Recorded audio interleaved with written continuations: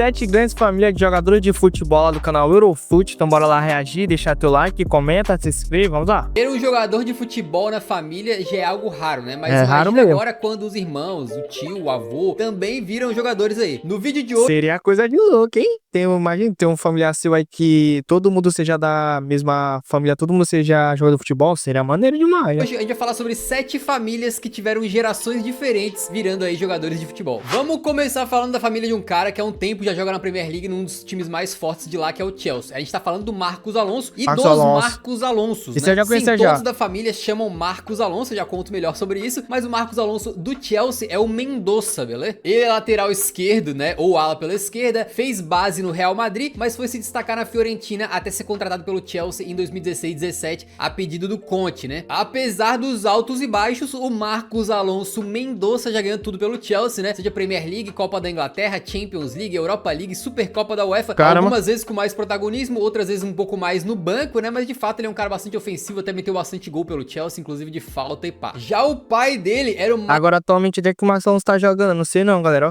Eu sei que, tipo, ele saiu do Chelsea, né? Mas agora saber onde ele tá, eu não sei. Comenta aqui embaixo onde é que o Marcos Alonso tá aí, que atualmente eu não faço ideia por onde é que ele tá. Marcos Alonso Penha, que não conseguiu todo esse sucesso coletivo que o filho dele conseguiu, né? Mas mesmo assim teve uma carreira bastante destacada, passando praticamente todo o seu tempo dentro dos campos aí, jogando por Atlético de Madrid e pelo Barcelona, inclusive. Nos culés aí foi onde ele teve a parte mais vitoriosa da carreira, conquistando alguns títulos, mas foram apenas taças nacionais. Ao contrário do filho, ele era um meia atacante, né? E na carreira inteira ele marcou 53 gols, sendo que 32, né, mais da metade aí, foram pelo Barcelona. Lembrando que esse camarada jogou nas décadas de 70 e 80, quando o registro de dados sobre futebol não era uma coisa tão padronizada. Então, os dados que a gente encontrou hoje podem não estar 100% corretos, beleza? De qualquer maneira, o Marcos Alonso Mendoza, o filho, né, é a cara do Penha, que é o pai, velho. Parece um clone maluco, cara. Bora falar da próxima família. Não, porque o avô do Marcos Alonso do Chelsea também chamava Marcos Alonso e também jogou bola. Era o senhor Marcos Alonso Imaz, conhecido popularmente como Marquitos, que é nada mais nada menos do que um dos jogadores mais vitoriosos da história do Real Madrid, sim senhor. Ele jogou lá de 54 a 62, ou seja, pegou bem aquela etapa em que o Real Madrid foi 5 vezes campeão consecutivo da Copa Europeia, né, a Champions League. Ele era zagueiro pela direita, né, ou poderia jogar ali como lateral direito, e fez parte daquele elenco do Real Madrid que tinha caras históricos aí, como o Puskás e o Di Stéfano, cara, fazendo quase 200 partidas pelo Real Madrid, ganhando 5 títulos de Champions League e 5 vezes o Campeonato Espanhol. Sem dúvida, a linhagem aí dos Marcos Alonso é uma das mais vitoriosas da história do futebol, né? É incrível você ter 3 gerações, né, cara, avô, pai e filho, conseguindo atuar em clubes grandes da Europa e papando títulos aí. Outra família bem sucedida na história do futebol. Da hora, pelo menos o avô e o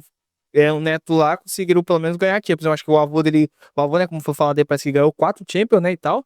E o Marcos Alonso ganhou uma. Só menos o pai do Marcos Alonso, que não conseguiu ganhar nenhum título internacional. Mas o filho e o avô lá, os dois ganharam títulos gigantes internacionalmente, que ao meu ver, a maior competição de todos é a Champions League, né, que é o campeonato mais difícil de se ganhar da Europa. E eles ganharam, né, e tal.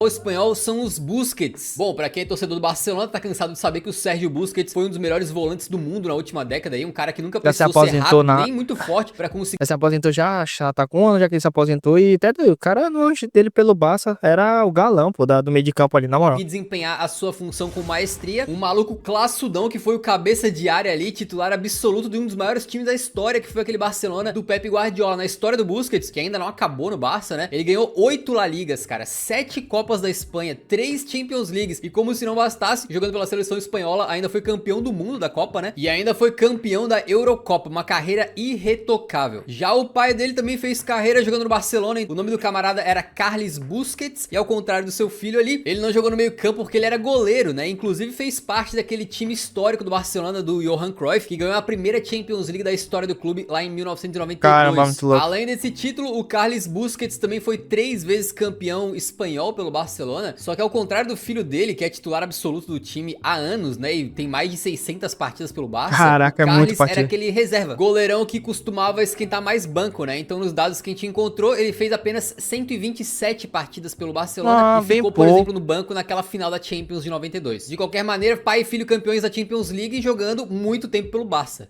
Outra família diretamente ligada ao futebol são os Simeone, e aí a gente já vai um pouquinho mais além de jogador, porque também estamos falando de técnico dessa vez, né? O Diego Simeone, na época de jogador, ali na década de 90, comecinho dos anos 2000, era um meio campista bom, né? Maluco raçudão, argentino, assim, um cara pegador que sabia roubar bastante a bola, assim, dos adversários, também conseguia armar jogada e tal. E ele passou por Sevilha, Lazio, Inter de Milão e o clube pelo qual hoje em dia ele tem a maior identificação, que é o Atlético de Madrid. Como jogador, ele jogou 2 vezes. Não 2 jogos, tipo, teve 2 passagens, né? Por esses clubes e pela seleção da Argentina, ele foi bastante vitorioso, ganhou muitos troféus aí, inclusive por Lazio e Atlético de Madrid, que são times bem longe aí dos mais top, mais famosos e mais ricos dos seus países, né? E sabe aquela Copa América que a Argentina ganhou agora em 2021, quebrando uma seca imensa de títulos? Pois é, a última que eles tinham ganhado era com o Simeone na meiuca. Ele foi bicampeão da Copa América pela Argentina e também campeão da Copa das Confederações. E se você não vive debaixo de uma pedra, sabe que o Diego Simeone também se tornou ultimamente um dos maiores técnicos do mundo. Ele chega na Europa pela... E já tá 12 anos pelo Atlético de Madrid. Esse cara aí, caramba, acho que é um dos técnicos que tá mais tempo no cargo, é o Diego Simeone. Já tá 12 anos, mano, é muito tempo, tá louco. Primeira vez em 2011 para assumir o Atlético de Madrid, clube com o qual ele já tinha uma identificação como jogador e curiosamente, né, assim contra todos os prognósticos, tá lá até hoje, 10 anos já, amigo. Competindo num país que tem Real Madrid e Barcelona, ele conseguiu fazer o Atlético ser forte a ponto de ganhar a La Liga desses dois times aí. E também levou o Atlético para 4 finais europeias, cara. 2 Europa Leagues, 2 Champions. Nessas duas a gente sabe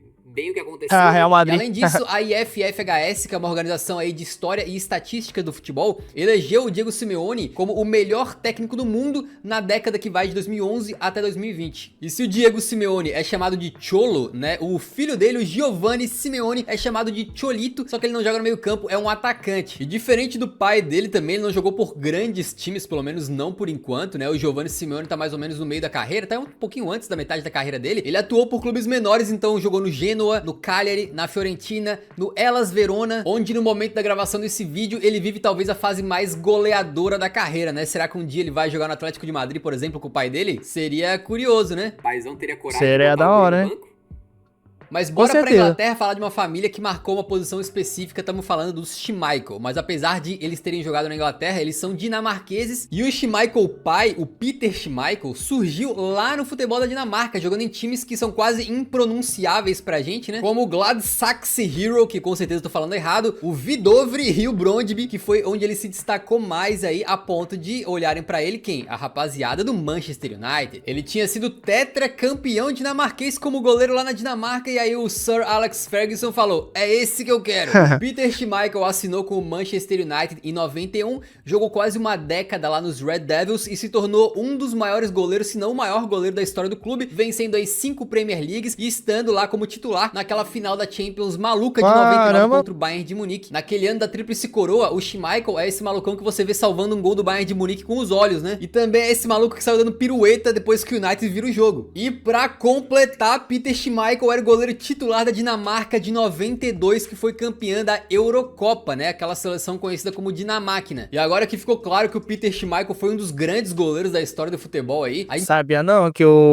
esse goleiro tinha ganhado tanto título assim, né? O Schumacher, esqueci lá, eu acho que você falou o nome. A gente parte pro filho dele, o Kasper Schmeichel, que ao contrário do pai não jogou num time de tanta grandiosidade como o Manchester United, mas que conseguiu fazer história à sua própria maneira. Porque ele acabou se tornando um ídolo histórico do Leicester, velho. Naquela campanha do Leicester na Premier League de 2015-16, onde eles batem campeões contra todos os prognósticos. Nessa época aí,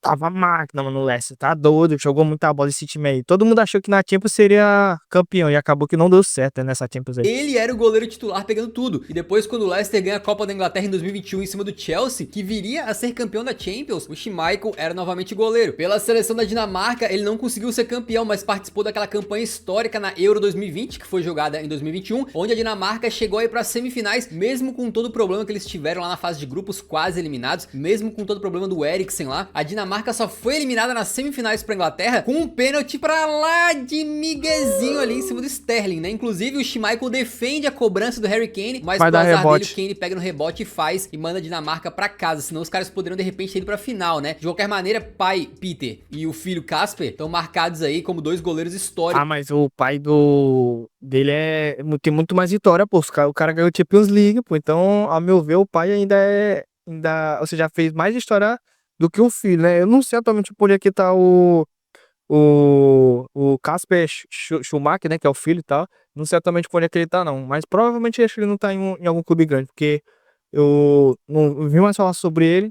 Eu só lembro dele no Liverpool, né? Fazendo besteira, vacilando no gol, né, e tal. Deixa eu ver aqui onde é que ele tá. Kasper Schumacher. Bora. Schumacher. É... Novembro, futebolista de Marquês que atua como goleiro, atualmente joga... Ah, tá no Celtic, tá, entendi agora. Ou seja, ele é... O Peter Schumacher, que é o pai dele, com certeza teve muito mais títulos relevantes aí no futebol do que o filho, né, então. Tanto da seleção da Dinamarca, como também no futebol inglês. E quem também fica marcado na história é você quando deixa o like aqui no vídeo, porque isso ajuda muito a divulgar o vídeo e o canal pra mais gente, e é nóis. Por causa de vocês que a gente traz vídeos aqui toda semana, aumentamos a frequência, espero que vocês estejam gostando. Se tiver, cara, deixa o likezão, não custa nada e ajuda muito, beleza? Tamo junto. Saindo da Dinamarca pra Noruega pra gente falar dos Haaland. O Haalandinho você já conhece, né? Hoje em dia é um dos caras mais promissores do planeta, nem promissor, já é uma realidade, já é um dos melhores centroavantes do mundo, né? Ele é o Erling Haaland, né? O pai dele era o Alf Inge Haaland, que ao contrário do filho, não foi atacante, ele era mais um volantão, manja, com passagens bastante importantes pela Inglaterra. Ele jogou aí no Nottingham Forest, no Manchester City e no Leeds. E a curiosidade é que quando ele jogava no Leeds foi quando nasceu o Haalandinho, ou seja, o Erling Haaland, ele nasceu na Inglaterra, nasceu em Leeds aí, mesmo tendo depois optado pra defender a seleção da... Então tinha a possibilidade do Haaland poder jogar pela seleção da Inglaterra, né? Caraca, ele tem a nacionalidade da Inglaterra, mas prefiro jogar pela seleção da Dinamarca. Foi um erro, porque, pô, se ele tivesse ido pra seleção da Dinamarca não, da Inglaterra em vez da Dinamarca, provavelmente ele teria mais chance de ganhar uma Copa do Mundo e tal com a seleção da Inglaterra, mas agora com a Dinamarca é muito difícil, mano. Acho que até pra essa Copa de 2026 aí, eu nem sei se a Dinamarca se classificou pra ir jogar a Copa 2026, mas é uma pena, porque essa seleção da Dinamarca é muito ruim, mano. É muito ruim, então fica muito difícil do Haaland um dia chegar a ganhar uma Copa do Mundo. Mas se fosse pela Inglaterra, poderia ter a chance de ganhar uma Copa do Mundo, uma Eurocopa e tal. Mas é isso aí, né? Foi escolha dele e é isso. Bola que segue, né? O tempo que segue, né, e tal. Noruega, né? E quando o pai do Haaland passou pelo Manchester City foi entre 2000 e 2003, né? O Manchester City tava longe de ser essa potência que é hoje, mas de qualquer maneira... Ainda não era um time que era SAF, né? Ainda não tinha sido comprado pelo pessoal lá da história árabe, né? O asiático, quase assim, que é o pessoal que é dono do Manchester City, ou seja, não tinha esse dinheiro todo que o Manchester City tem hoje em dia. Então, ele passou nessa época que o Manchester City ainda não tinha toda essa grana, todo esse potencial que tem hoje em dia, né, então.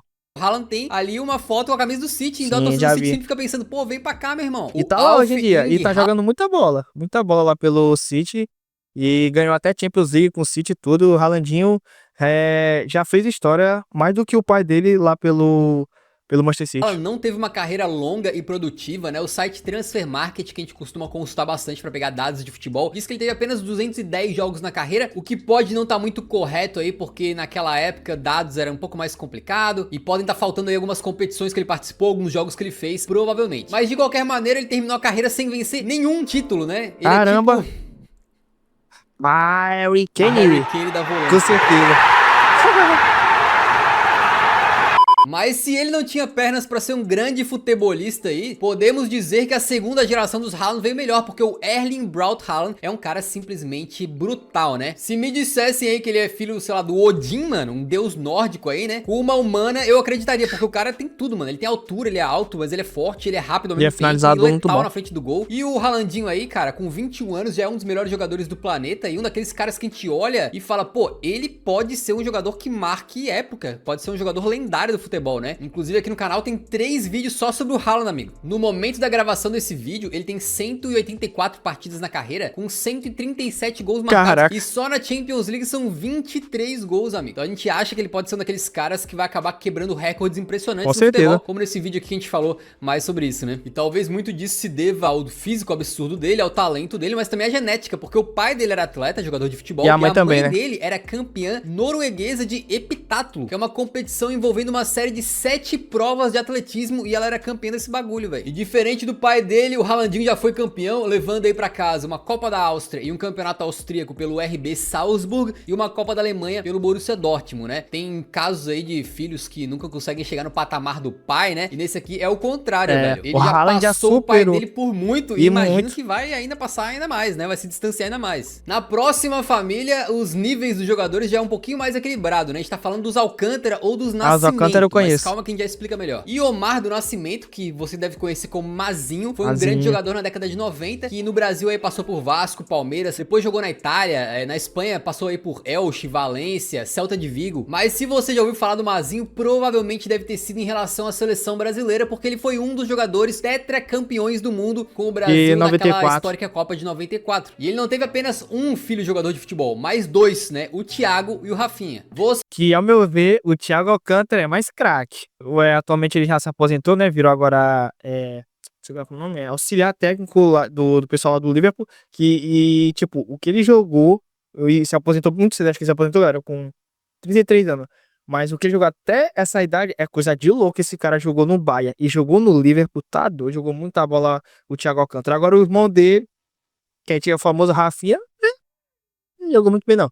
Você deve estar se perguntando, tá, como é que um é Nascimento e o outro é Alcântara? É que o Alcântara vem da mãe dos guris, né? A Valéria Alcântara, que também chegou a ser atleta, cara, jogadora de vôlei, né? Que família é essa, amigo? Que loucura. Rafinha e Thiago Alcântara, que tem o Nascimento como último sobrenome, né? São 2 jogadores aí que acabaram fazendo a carreira deles, por enquanto, toda na Europa. O Rafinha nasceu no Brasil. Ainda tem que lembrar que o Thiago também jogou no Barcelona muita bola, né? E tal. Escolheu defender a seleção brasileira. Já o Thiago nasceu na Itália e escolheu defender a seleção espanhola. Isso porque ambos viveram a maior parte das suas vidas na Espanha, né? Inclusive, eles jogaram juntos no Barcelona por um tempo, até que isso se quebrou quando o Thiago Alcântara foi pro Bayern de Munique em 2013. E apesar de ambos serem meio campistas com bastante qualidade técnica, o Rafinha parece que tem um pouquinho menos de talento e também um pouquinho menos de sorte, porque ele conviveu com muitas lesões na carreira, e camarada que tem muita lesão, geralmente o potencial dele vai decaindo. Então ele ganhou muitos títulos no Barcelona, né? Inclusive esteve no elenco naquela temporada da 2015, coroa, né? Em 2014, 2015, mas nunca conseguiu se firmar como titular absoluto de nenhum time, né? Depois ele acabou rodando aí por Celta de Vigo, Inter de Milão, PSG, Real Sociedad. Já o Thiago, a gente pode dizer que mesmo tendo algumas lesões também, né, ele conseguiu muito mais sucesso na carreira. Um meio campista de qualidade técnica absurda, com jogadas plásticas assim, que se você bota pra ficar assistindo os melhores momentos do Thiago no YouTube, é tipo de você ficar vidradaço assim na tela. E se no Barcelona ele ganhou muitos títulos, mas nunca conseguiu ser titular absoluto, porque ele competia com nada mais, nada menos do que Iniesta e Xavi, né? Quando ele saiu pro Bayern de Munique, ele se tornou uma referência, um dos melhores meio-campistas do planeta, onde ele viveu seu melhor momento justamente naquela última temporada pelo Bayern de Munique, quando o Bayern ganha mais uma vez a tríplice coroa, com o Thiago jogando tudo